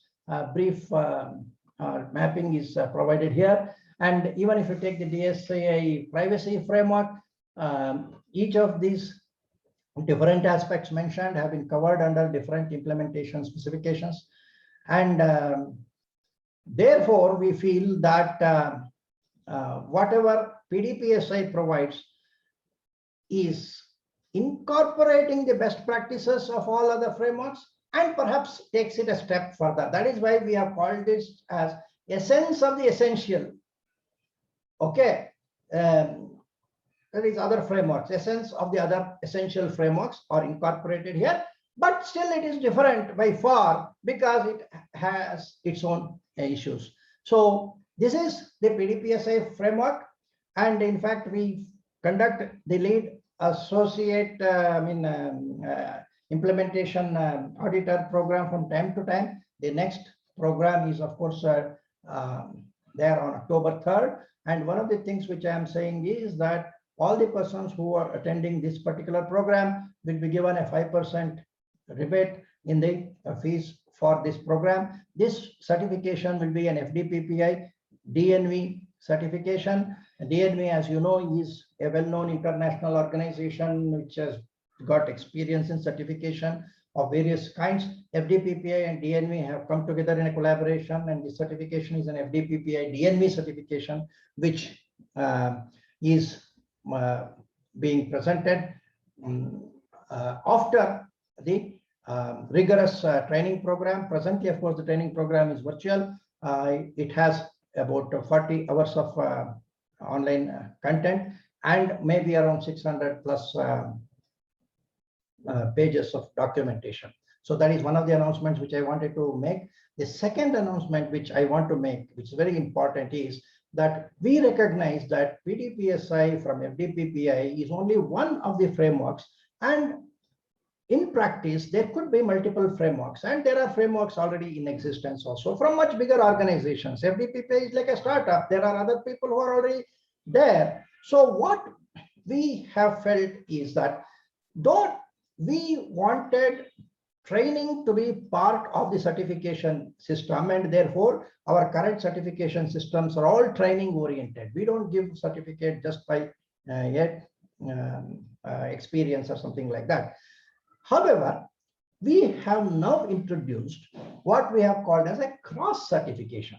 What we mean by cross certification is that if a professional already holds some recognized privacy certifications, which can be a DSCI certification, which can be a CIPP certification or PDPSE certification, whatever may be the criteria under which they have issued those certifications, we recognize that the person has got a basic understanding of the privacy requirements. Therefore, what we are suggesting is that such persons don't have to go through the training program which we have got for the purpose of certification. However, they have to take our examination. We have got an online examination which runs for 3 modules, 1.5 hours each, and they can directly sit for the examination at a very nominal cost of 10,000 rupees, and they can get themselves cross certified with the FDPPA certifications. Of course, there will be a pass percentage requirement. We'll also give some repeat attempts, but there is no need to go through the 38,000 rupees or 40,000 rupees training program. One who is already proficient in privacy can directly take this cross certification. So that is announcement number 2. The last announcement which we want to make is that taking into consideration the requirements of MSMEs, and also because an organization, if it is PDPSI certified, may still require some ongoing support, we are setting up a privacy guidance center in FDPPI, which will try to provide consultancy kind of support to the organizations. In India, unlike in the GDPR, you cannot have the entire, you can say the privacy outsourced to the DPO function outsourced to an external organization. There has to be an employee who has to take care of the responsibility. So this privacy guidance center may provide support to such centers. When we say privacy guidance center in FDPPI, the center will be perhaps be allocated to a supporting member. So one of the supporting members will be managing this privacy guidance center with a to a particular client. So when some client wants some support, we will find out which supporting member is in a position to provide that particular guidance, and we will allocate him. There may be a certain cost which we will discuss, but MSMEs who cannot afford a full-fledged DPO can opt to have a DPO within their current ranks, but for larger requirements, they can take the assistance of the FDPPI. So this is another thing which we are trying to do, so that FDPPI does not end up becoming only a organization which gives out some standards, which gives out some certificates. It actually goes into actual implementation. Okay, so friends, with this, I will now close my presentation, but now is the time for you to raise your hands and ask whatever questions you have got. Okay.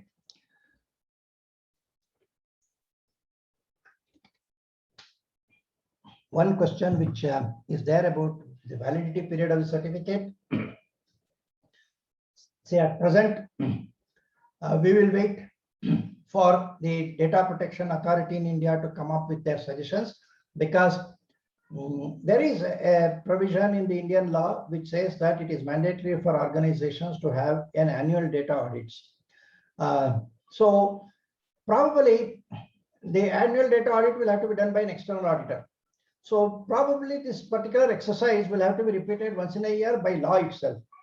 So we'll wait to see whether that comes into being and then take a decision. Otherwise, we will look at fixing some kind of a suggested period. Normally, whenever such audits happen, we simply say that you have to review the audit when there is a substantial change in the processing. So that applies even here. Otherwise, because the Indian law makes it mandatory that an external audit is required once in a year, maybe that is the periodicity which will also apply here. I've got a question from Guru Prasad. Yeah, Guru Prasad, you can speak and talk about your question. Yes, first of all, thank you so much for the detailed orientation presentation. Thank you so much. And my question is related from the individual's perspective. For example, now there is a GDPR, as you mentioned, multiple bodies are there in order to learn the basic stuff. Now, if we go through the PDPSI from the institute, then all the around the world, whatever the privacy related knowledge is there, then all those bodies are we going to get in this one shot? That means if you attend this training, then no need to worry about other things to learn. For example, again, I need to go through GDPR. There is no such thing. Everything is combined here so that at one shot you will get the complete picture. On top of that, an additional framework designed by you. Okay. Now, if you look at our training program, we have our module G, in which we cover 7-8 laws like GDPR, basic law, Singapore law, Brazil law, DAFC law, HIPAA. Okay, these are all things which are covered there, because we feel that we have to give a canvas of data protection laws. We may not be able to cover 130 laws, but if you have covered GDPR and looked at it also from the perspective of Singapore law, DAFC law, Brazil law, etc., you know something about how different governments have addressed the particular issue. Beyond this, at the PDPSA level, at the implementation level, you have to go to a particular company and ask them, what are your operations? Where from you are collecting the personal data? In fact, we have suggested people to have country of origin kind of a data to be collected from all sources. For example, if you have got a web form, and you are asking a person to fill up his name and address or something like that, one of the things which we try to do is we identify then and there this person is a resident of EU. Therefore, he has to come up with a GDPR kind of a requirement. If it is, I'm talking of situations where GDPR is applicable. That is when there's a systematic, you can say, collection and processing of GDPR, not an occasional one. Say if you have got a website in India and suddenly somebody who comes from EU, then it's an occasional entry of an EU information into your system. You may not be required to be compliant with GDPR. If you are generally securing the information, that should be sufficient. But if you are having a business running with a particular country, then you may be required to be compliant with that particular country. In such cases, we would like you to identify the applicable law to a particular set of data and then take it to a different data store now and apply the GDPR or whatever to that particular data store. See, we can't apply GDPR to Indian data. We cannot apply PDPB to a GDPR data. So a company has to be in a position to segregate the personal data as applicable under GDPR law, UK law, maybe Canadian law and other things. This is inevitable. This has to be done by an organization. If you don't do that, then you will not perhaps be complying with it properly. That is the classification. But there you can make a small distinction, like when it is an occasional information, like when you have a website open to the world, if somebody comes, that is something which is not under your control. But where possible, for example, if a person, you are collecting the information with including the address, and the address says a particular country, obviously there you should ask the person, would you like your data to be managed in accordance with your CCPA or in accordance with the Colorado law or in accordance with the GDPR law? So either you should give it as an option to that person. Remember, many times you will not be able to identify the applicable law from the IP address, because a person from India may be logging in from a foreign country. So your IP address may be from Europe, but he's an Indian, so you don't have to apply the GDPR. Similarly, even when a person fills up his address, that may be a temporary address. For example, in CCPA, there is a provision where people who are not residing in California also may be coming under CCPA. So it is difficult to find out the applicable law. The best way is to give the choice to the particular person. After all, the entire privacy data protection is based on the choice. So you can do that. Otherwise, as a normal process, you should be able to identify the place from which the data is coming. And I call it as a country of origin. Okay. So country of origin of the data, and then try to apply that relevant data law. Then you will be nearer to where compliance, which compliance law has to be implemented. Maybe when the next time when you actually send him a notice form or a consent acknowledgement, at that time you can say that we are happy to know that you are logging in from, or whatever is that, we have put you under the particular legal bracket for personal data. If you have got any disagreements, please let us know, like an opt-out from GDPR and he wants to opt into another thing, you can give it as an option when you first respond back to him. This is called verification of the personal data information. In fact, in the data valuation, we give a higher value to a personal data which has been verified by the data principal. Say what I collect is one, but when I present it to you and you say your data is correct about me, we have to value it higher. That is like the KYC. So we suggest that first interaction with any new data subject will be to inform him that this is the type of data about you I am having, and I hope this is okay. That is, as far as the accuracy is concerned, you have to anyway information. Apart from that accuracy, at that time you can ask him preferred choice of personal data law. But of course, if a person is in India and says, I want GDPR law, you have got the right to refuse. Okay, so these are some of the things which have to be put in place in the operational stage. If you do that in the PDPSI, you will be required to take this kind of distinction into account. Okay, Guru Prasad, anything more you want on what you raised? No, sir. I will get back to you. Thank you so much. Okay. Any other questions apart from, I will take it from whatever is there. Rajesh Garg. company gives official SIMs to the employees, and when an employee leaves, they take not only the SIM but also retains their phone equipment for a few days. Does this indicate a violation? See, this is the reason why we are trying to say that employee privacy policy should be different from the general privacy policy which we apply to the you can say general public. So we are expecting a company to have a different personal, privacy policy for employees. That is why we say HR policies could be different. Because now, if a company has given an official SIM, you can actually define the data space. So SIM represents a data space. Okay, it is like you give a laptop, likewise you have given him a mobile, and now any information contained therein, you have the right to impose certain restrictions. You can tell the person that this particular system has to be used only for official purposes, and therefore we are considering that whatever data is lying here is jointly owned by you and me, and then try to have a privacy policy addressed to that. Most of you are aware that EU has very peculiar ways of treating these things.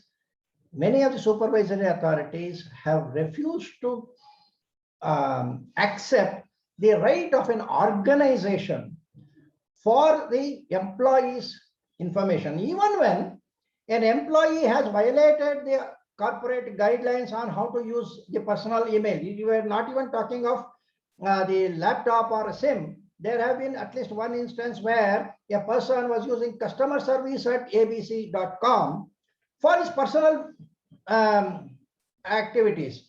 And then when he resigned, he said, there is my personal data in your customer service at abc.com, which you don't have the right to delete. I have to be given back. And some supervisory authority thinks it is possible. It has to be considered like that. That is an aberration. I don't agree with that kind of a interpretation.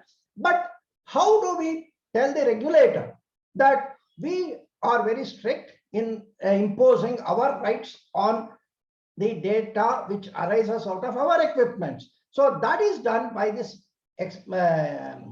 employee privacy policy, on which explicit consent or double explicit consent, somewhere you have to witness or something like that, you bind the employees, then only you will be able to implement that. For example, email address in the name of the company, is it a personal property or is it the corporate property? The moment he leaves the organization, I am withdrawing that email. He got that email address only because he became an employee. So how can an employee can claim the email address as his personal?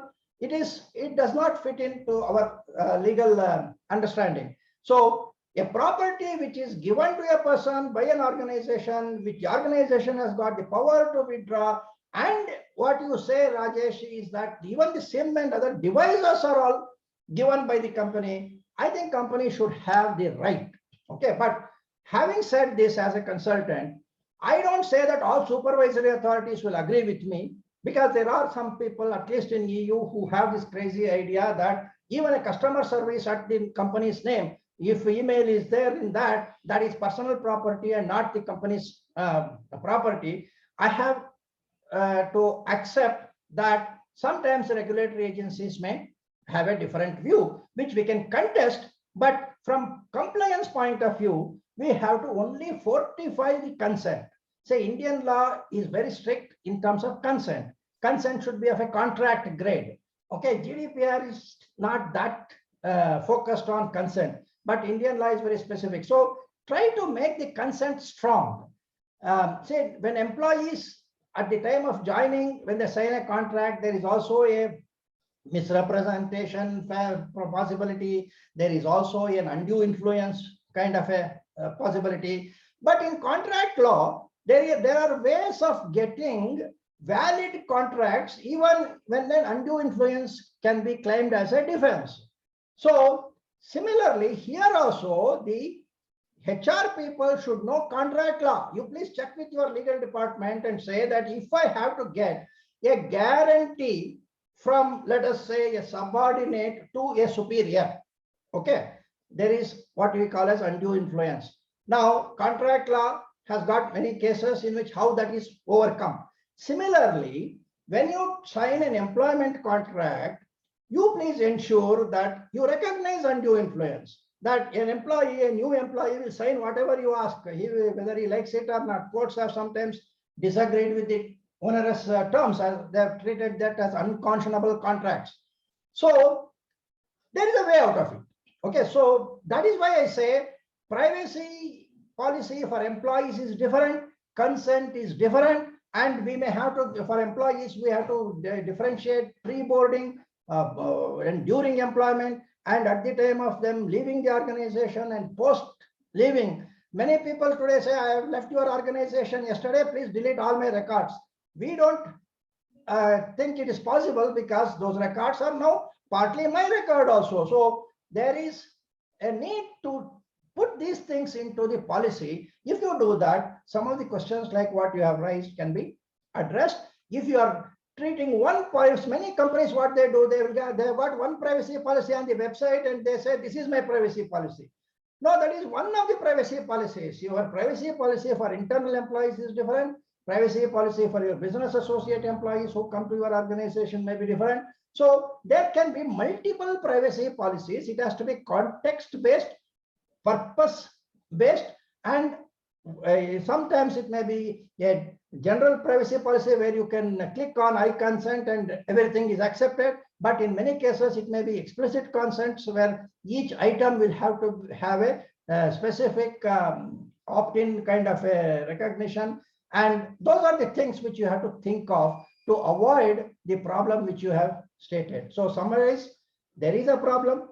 What you have raised as a problem, it may not have a completely acceptable solution because supervisory authorities are sometimes not logical, but we have solutions for that by properly structuring our consent system, notice and consent.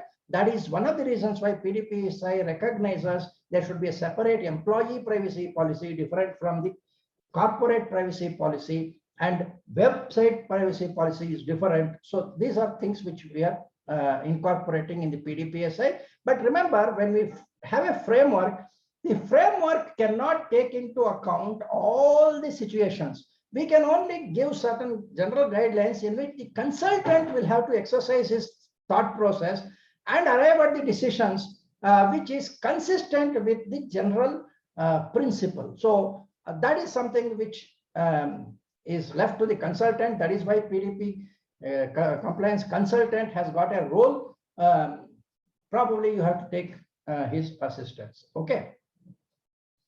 Now, for other certified holders like CDPSE, do you provide online study material? Yes, we will give online study material.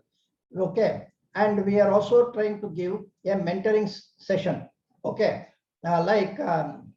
Say at least about, I don't know, today we are talking of about 3 hours of mentoring session and written material. Okay. You can study the written material.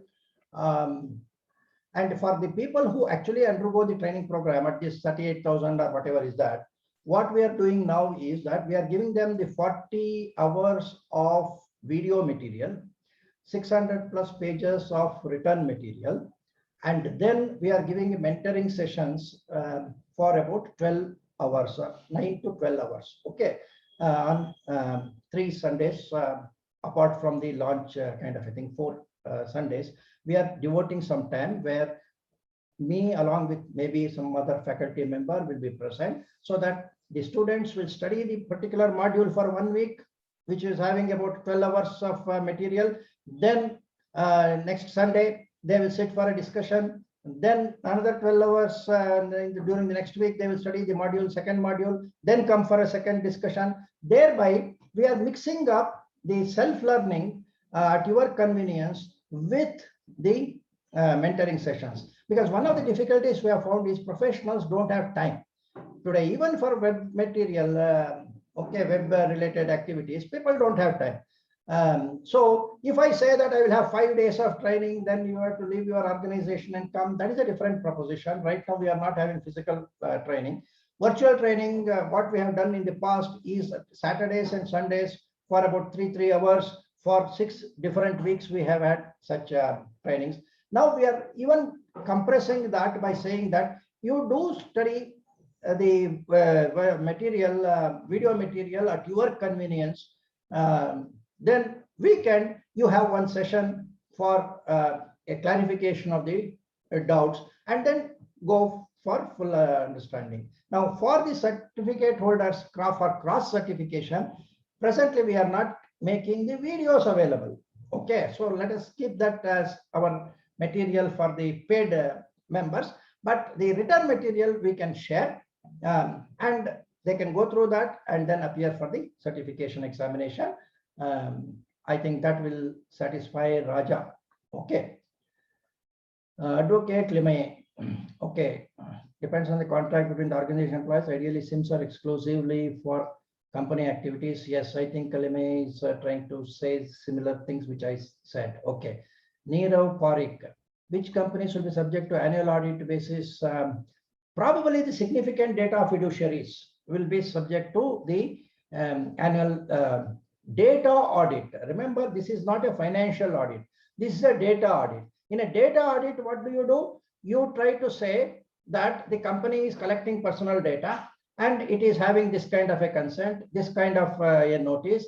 This is the record of processing. This is how they are controlling the harm, etc., which means that whatever we are discussing as PDPSI 50 implementation specifications and 12 standards, they are the basis on which the annual data audit has to take place.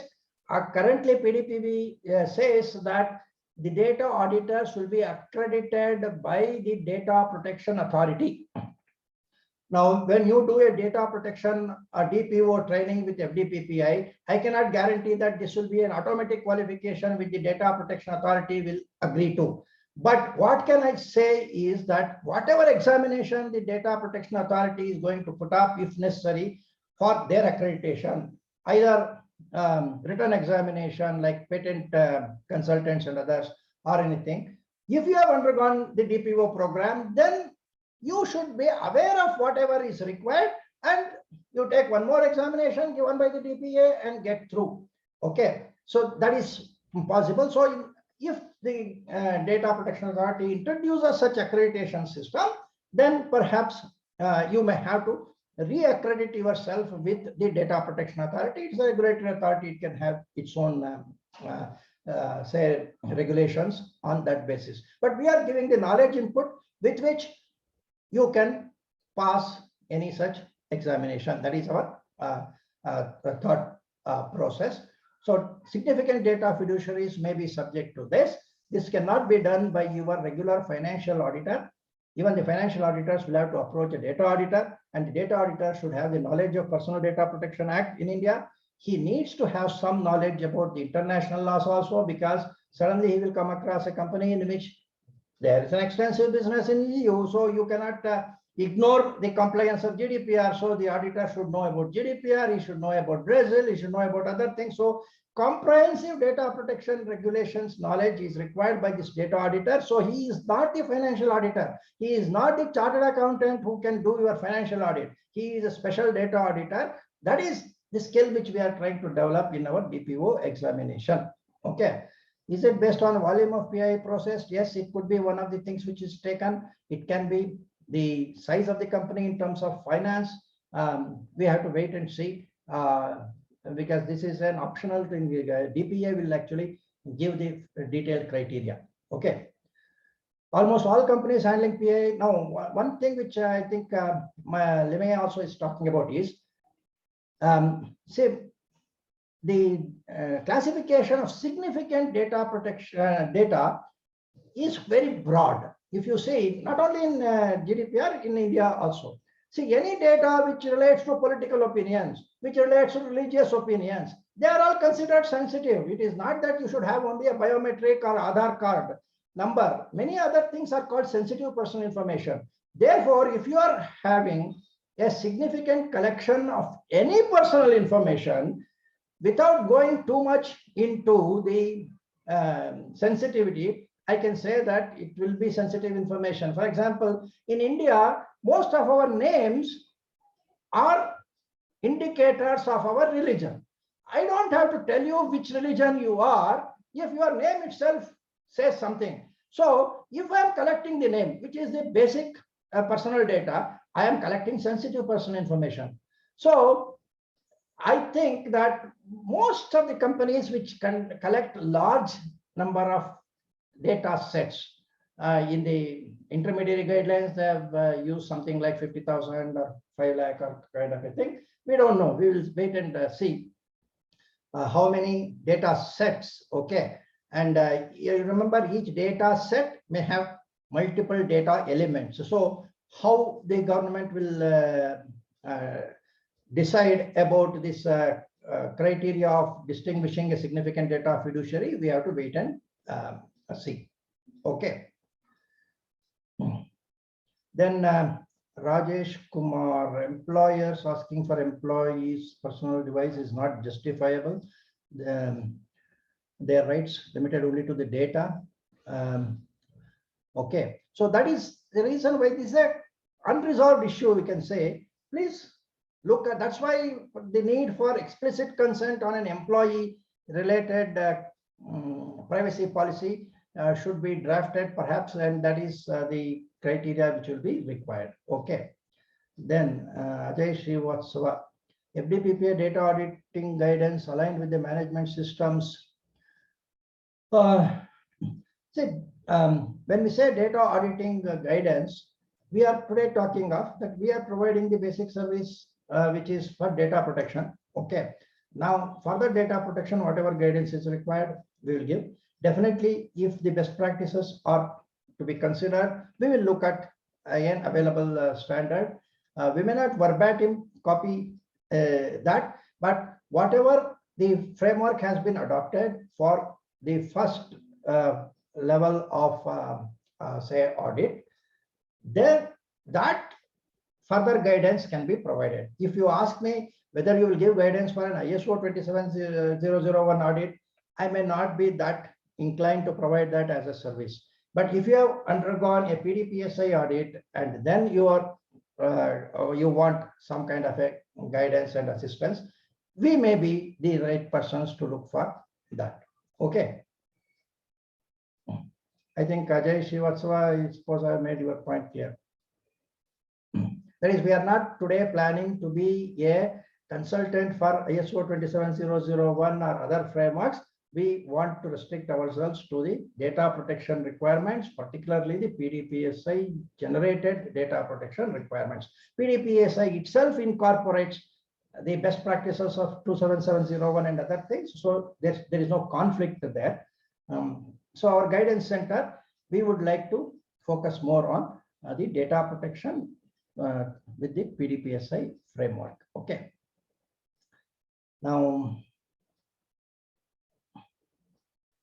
yeah, so alignment automatically happens because, as I told you, I have given you some mapping. Maybe Anil will separately work out on mapping of what you require in 19011 with what we propose to do. There will be, this is an aspect which our National Governing Council will be taking into shortly and developing a system for that. At that time, probably we will look into that. Okay. Yeah. Rajiv, do you have anything to say? And Ramesh, if you are free to speak anything. Narsingh Rao has got some raised his hands. Let me first allow him to talk. Ramesh, I have allowed you to talk. Sir, good afternoon, sir. Yeah, please go ahead. This dimension of non-personal data, Yeah, proposed to be included in the PDPB. While we have a clarity on personal data where individual is the focus, it is the clarity comes in terms of consent and data minimization and period restriction and such things, the restrictions that are there. Now, when it comes to the non-personal data, it really opens up, and like corporate data can be non-personal data. And then there will be overlap with other laws, the copyright, the patents, and the safeguard of the data of the corporates itself. There are different laws that will protect I them. understand. That is why I am not in favor of that. In fact, I expressed that opinion in Naavi.org site also. But what, so we may be responding to a Hindu article, which I don't consider as a trusted media anymore. Okay. So what the government may do is, there is one section in which it is stated that a personal data which is anonymized as per the standard fixed by the Data Protection Authority will be considered as non-personal data. Now, to that extent, the PDPA or PDPB will talk about the anonymized personal data. So maybe they want to accommodate that particular thing as far as the anonymization is concerned. Anonymization is the boundary between personal data and non-personal data. And when you are talking of anonymization, converting a personal data into non-personal data, somebody may technically say, oh, in PDPB also, you're talking of non-personal data. So I think that is section 91 or something like that, which has been objected by some people. Maybe that is one of the things which the government may touch. They may not go into the detailed monetization aspects of non-personal data and the corporate data and other things. Somehow I think the government might have been, I don't know, because as I told you, this media report, I don't trust it. We have to wait for the government notification. The data breach notification, somewhere it is stated that they will not restrict to say that personal data, presently it may say personal data breach has to be notified to the Data Protection Authority. In that section, they may remove the word personal and leave it as data breach notification has to be reported to the Data Protection Authority. This is also something which has come in the press. Now, by doing that, I feel that they will be infringing on the current activity of the CERT-In. Today, CERT-In is responsible for collecting the data breach notifications of non-personal data as well as personal data. So it is enough if they say personal data breach notification goes to the DPA. It automatically means that whatever is not going to the DPA will have to go to the CERT-In. Probably that will be good enough, but I don't know whether the press report is correct. We have to wait and see. What has happened is, since the JPC completed its first set of discussions, there were a lot of suggestions. At one point of time, they said 89 suggestions were there. They were all like comma corrections and some small corrections, but typographic corrections. They were all listed because when you make a law, everything will have to be corrected. So over a period of time, the JPC over 65 meetings had suggested certain changes. Now, what the opposition members wanted was, after incorporating all these changes which were discussed in the 65 meetings of the JPC, a final version of the corrected copy was not presented back into the JPC. Therefore, it was not done properly. And therefore, they said the new JPC chairman should reintroduce the corrected version. Now, this corrected version, if it has got 89, 90 typographic errors and one or two major things like this data protection, maybe that would have been already discussed in the meetings of 15th and 16th. We have to wait for the government notification whether they are going to have more sittings or something like that.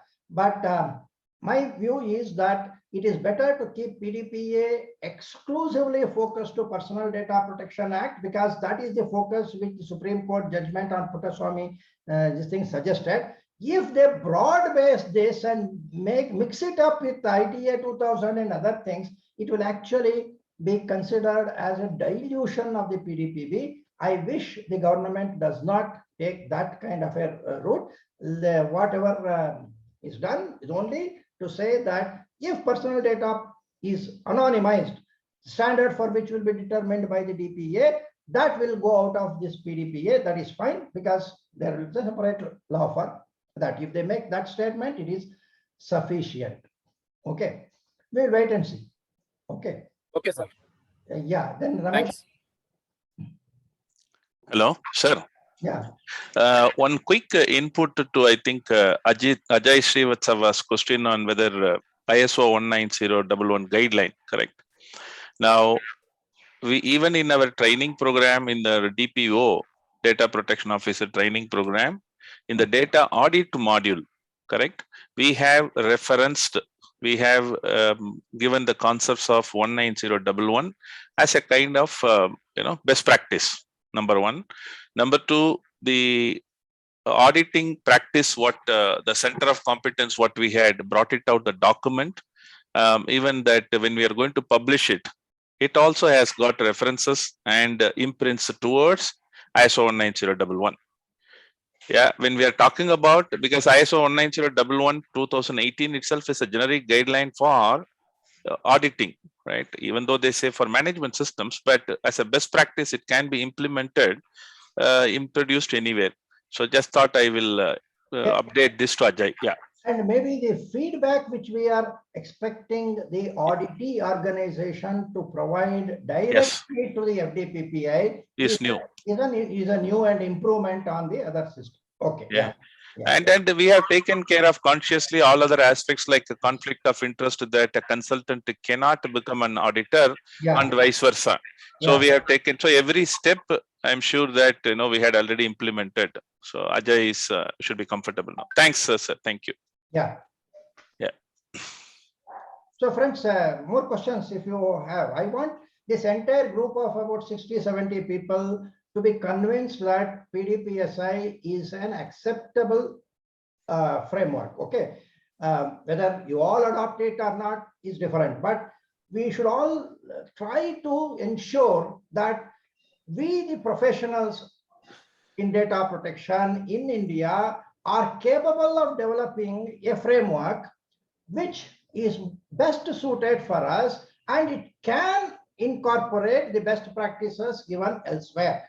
If all of you are with me in this kind of a thing, we are talking of a made in India for the world kind of a framework.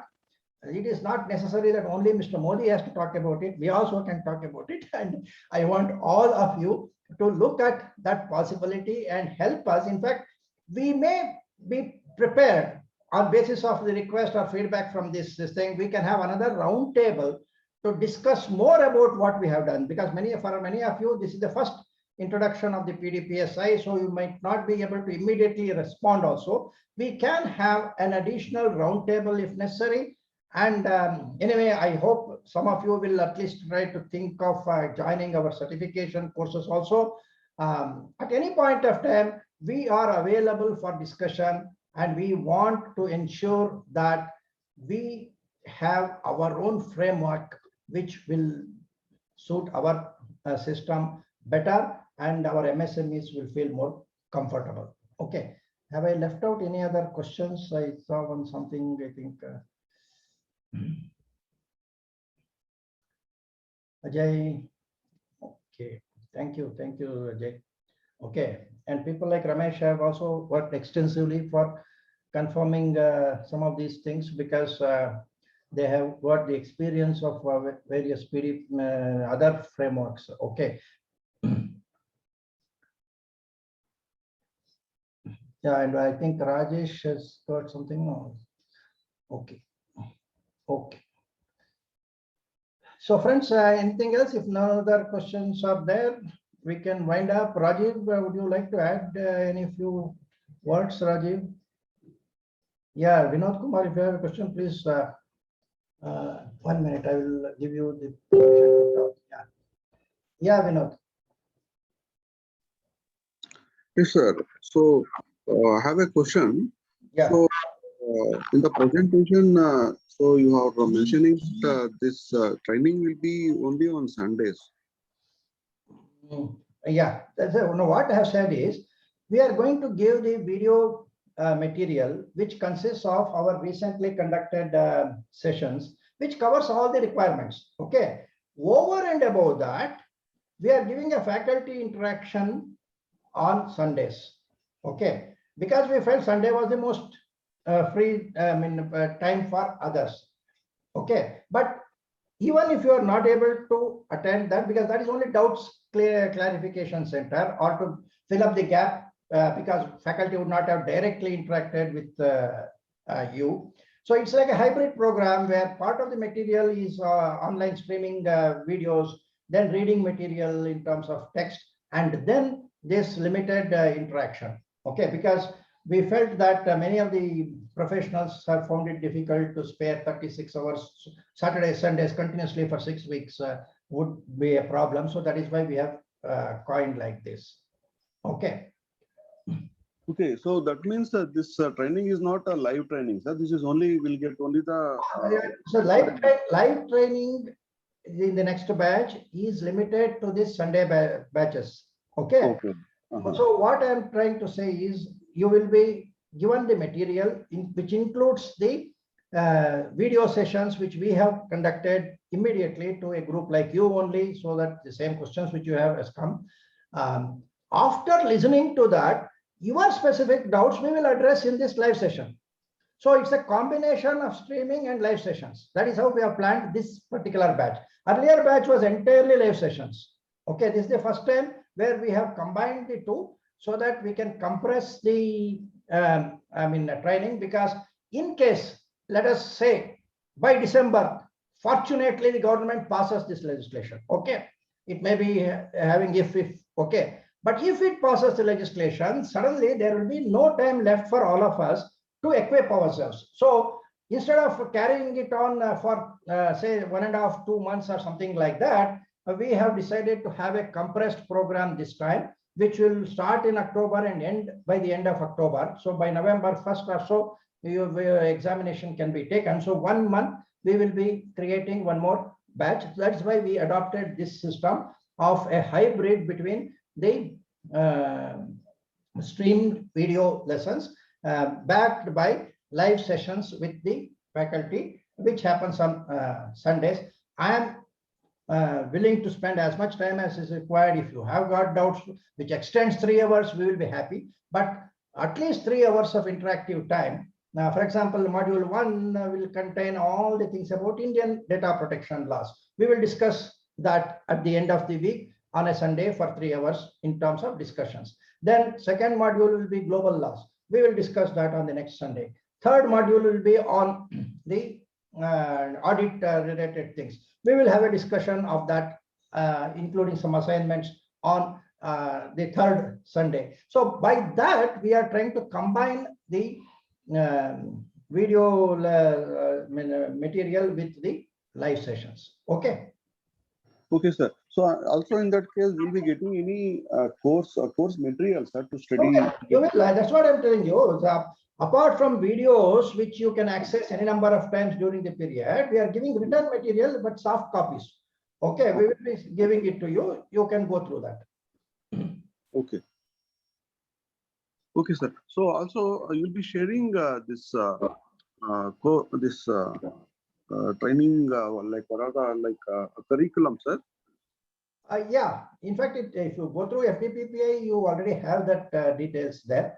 Okay. But, you can also send emails to any one of us, so we will respond to that specifically also. We have recently actually activated an app also through this Class Plus company.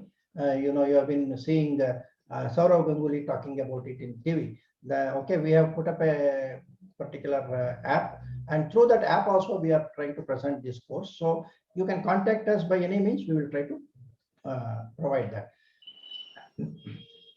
Okay. Yeah. And as far as this examination is concerned, it is online, 1.5 hours. We can actually activate it on different days based on your choice. There is a flexibility. Even now we are giving that flexibility. Sometimes for the batch, as soon as the batch ends, we will have one examination. There are always cases where some people may say that I don't have time this week, I will take next week. We are trying to accommodate it because we don't lose anything by providing you an alternate date, because it's all online. Okay. Yeah. Ajay, you can contact me as far as toggle2.com is concerned. We'll discuss it separately. Okay. Okay. Any other thing? If nothing is there, we will close the session. Okay. Fine. Ramesh, shall we close it? Great, sir. Great. Okay. Thank you very much, really. And kind of energetic session. And I think it's need of the hour for all of us in the industry. I'm sure it will take a long way, really. Thank you very much, sir. And all participants, thanks for joining on Sunday.